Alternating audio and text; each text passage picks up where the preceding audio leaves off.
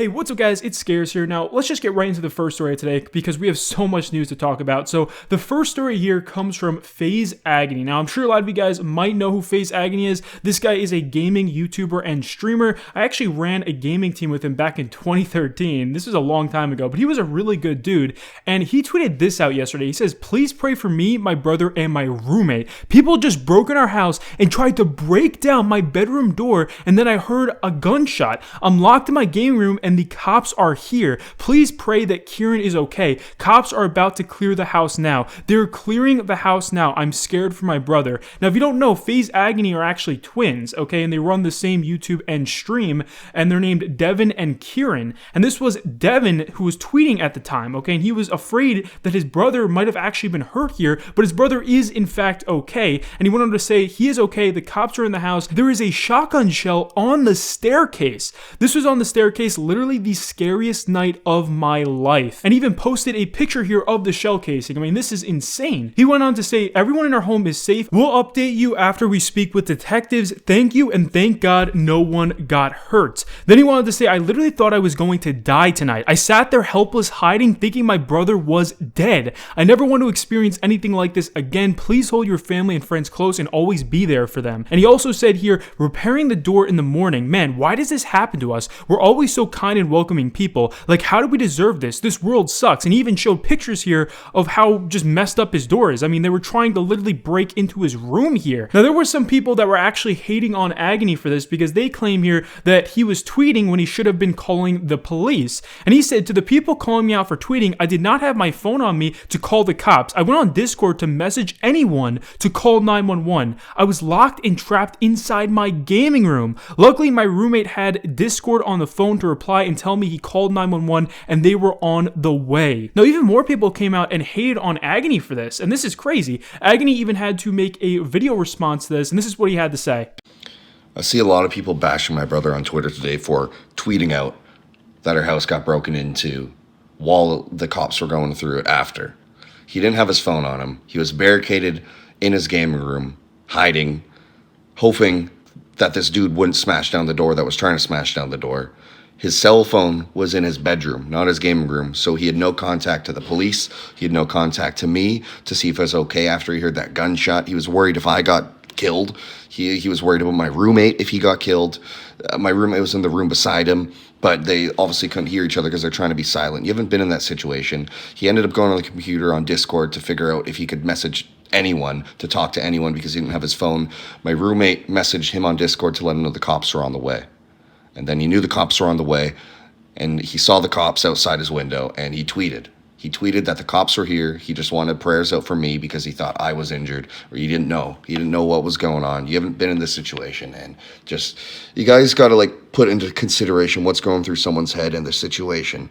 Like, you guys are just ripping on him for that and us for that. Just, it was a fuck situation. You never know what to do in that. We've never experienced anything like that. I never thought I would ever experience anything like that. I've never had a gunshot at me. I've never heard a gunshot in general. It was literally the worst experience of my life. And I just, you know, sometimes you just want some support from people to make yourselves feel better when you don't know what to think. And, yeah, I don't know. There's some people are different. Now, our next story today comes from the guys at NELK. Now, I'm sure a lot of you have seen NELK's recent videos where they actually prank people in Zoom. People are in these classes on Zoom, and NELK will join, and they'll just say crazy stuff, and the videos are doing insane on YouTube. I mean, some of these videos have millions of views. One of these videos has 6 million views. It was actually trending on YouTube as well. It turns out that YouTube has decided to delete NELK's Zoom video. NELK tweeted out saying, "YouTube deleted our first Zoom video, which was sitting at over 6 million views. It comes to the point where we may be done with this platform for good."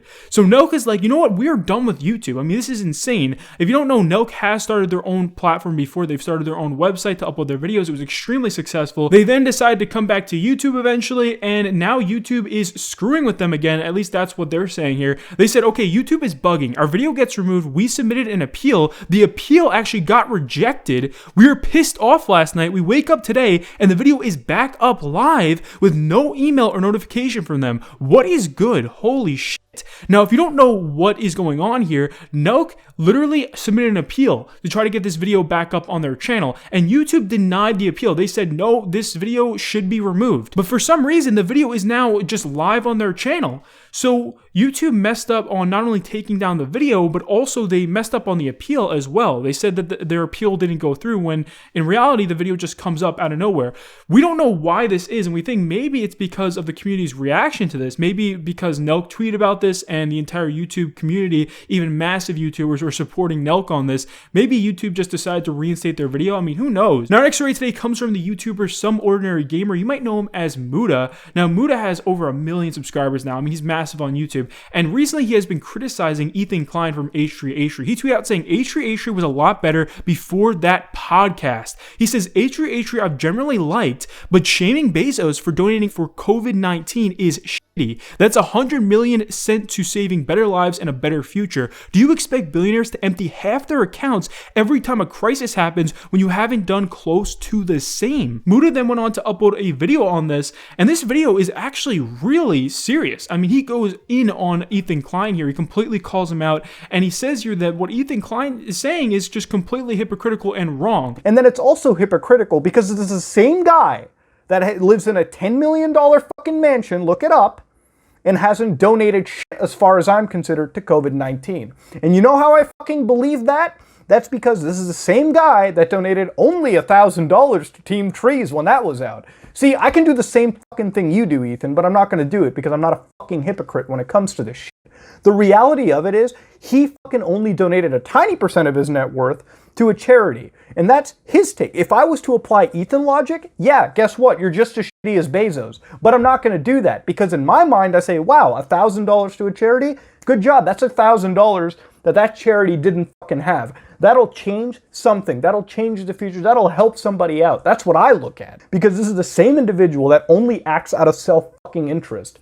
Don't believe me? How about you look at the fucking FUPA fund? When has that shit been active? It's sitting there with $0 in the fund, and he ain't doing shit with it. It wasn't even active at all. Yes, a fund designed to help YouTubers fight fair use issues. I guess it's not here anymore. I guess it's not functioning. Hey, shit, we forgot about it. It was great when it financed and served us, but I guess it don't serve us anymore, so fucking call it a day. But this concept of donation shaming, of hypocrisy, of being fuck the rich while also being rich yourself is just incredibly toxic to me. You know, it's gotten to a point where I could laugh at everything H3H3 posted, but dude, you are not a fucking intellectual. Your political takes are hot fucking garbage. Okay, let me just put that shit out there. Okay, so Ethan responded here. He said, just so you know, I never shamed Jeff Bezos' donation. I tweeted 2 weeks before he donated simply wondering if he would, and he did. I think it's great that he donated 100 million, and I would not diminish the value of it based on his net worth. March 20th is when I tweeted, and Jeff donated on April 2nd. So no, I did not donation shame him. Now, Muda tweeted this out. He says, I'll take Raid Shadow Legends sponsor money in these times and donate 100% to COVID-19 relief. Raid, let's do this. Now, our next story today is actually a follow-up to the Suzy Lu situation. I mean, this is a huge deal. If you don't know what happened, I definitely suggest you watch my last video, but Suzy Lu is a YouTuber who has been flagging down and taking down a lot of YouTubers' videos. A lot of people are saying here that she is abusing YouTube's flagging system and she is just able to take down any videos that she wants, and it's absolutely insane at this point.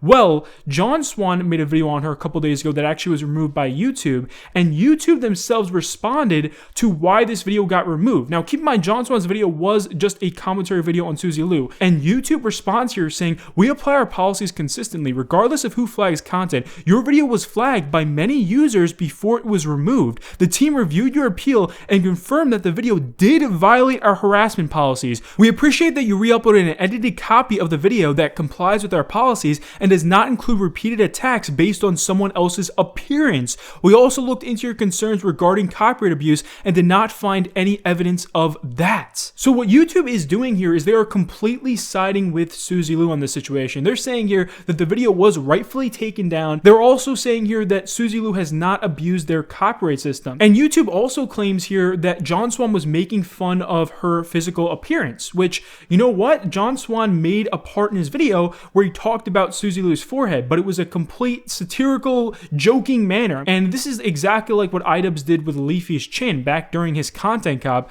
Well, his video got taken down by YouTube, and now John Swan's video got taken down. So this is actually really scary. And John Swan tweeted out saying, I just woke up to this. This decision is a very bad move for the YouTube commentary and satire in general, to say the least. Glad to know my re-upload will stay up. Part 2 coming soon.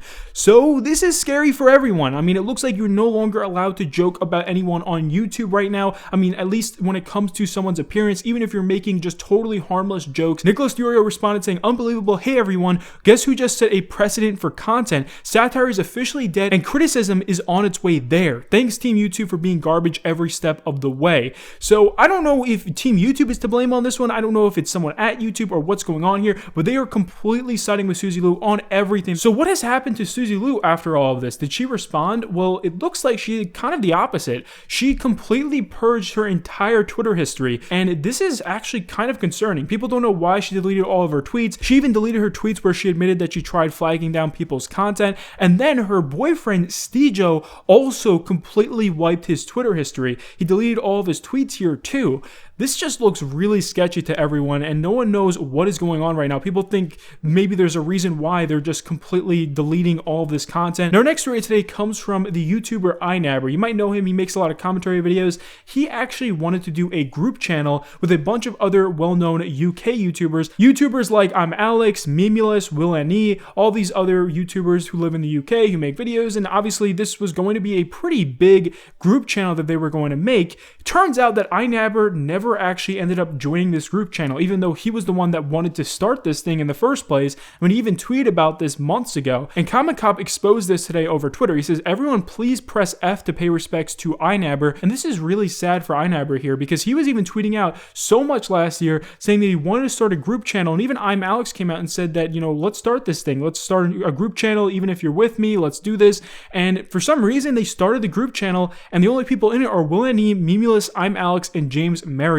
So people felt like they were kind of just leaving iNabber out of this. Well, iNabber responded here saying, no one is a snake. I'm just sad and I feel left out. I regret calling people snakes, but that was just an explosion emotional reaction. Please do not send the boys hate. As much as we're distanced now, there will always be love for them on my end. Also, no one was lied to. I am just not involved. I will tweet memes, but yeah, I wish nothing but the best for them. I think I mainly have reacted so badly to this as I am very depressed at the moment, not related to them, but either way, sending love to everyone. Now, Kavos had a different opinion on this. He tweeted out saying, ImAlexx is revealed as a snake again? I'm not surprised, and I guarantee in the future more stuff will come out about this fake guy. Then he went on to tweet saying, is anyone surprised that ImAlexx and co were massive snakes to iNabber and left him out of the group channel that he was pushing for all of them to make for so long? I'm telling you, the UK scene is filled with a bunch of fake pricks, and Alex is the king of them all. Then he said, I know I'm biased with this, but anyone who has any kind of respect for ImAlexx at this point is an idiot. He proved time and time again how much of a snake and a liar he is, and he's willing to fuck over friends for success. Now, ImAlexx has actually not responded to the situation so far, but